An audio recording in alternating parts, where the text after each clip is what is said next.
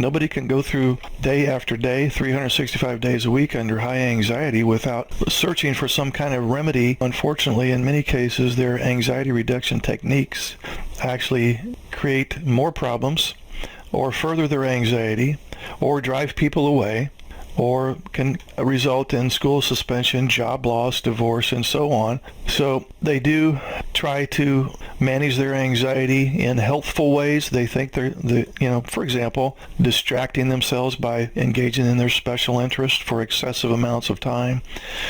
Some people turn to marijuana, some people turn to alcohol, various things, and some work to some degree, some don't work at all, and some only work temporarily. But the two main things that they do for anxiety reduction would be, of course, the shutdown, and that is where they just hibernate. They just want to be by themselves, and they withdraw, don't want to talk to anybody. They just want to temporarily take a time out and escape from the world. And then the other thing they do, the opposite end of the spectrum of a shutdown, would be the meltdown. So as this anxiety, whatever its cause, builds up and builds up, eventually the dam breaks, so to speak, usually over something very small. It's literally the straw that breaks the camel's back.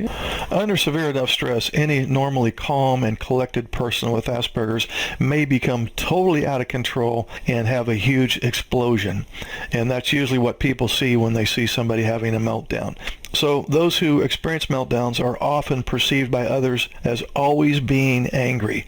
I hear from neurotypical spouses all the time that their Asperger's husband only shows anger. When he's sad, it shows up as anger. If he's mad, it shows up as anger. If he's depressed, all he displays is anger. Even though they do have several emotions underneath there, they only show the surface emotion, which is anger.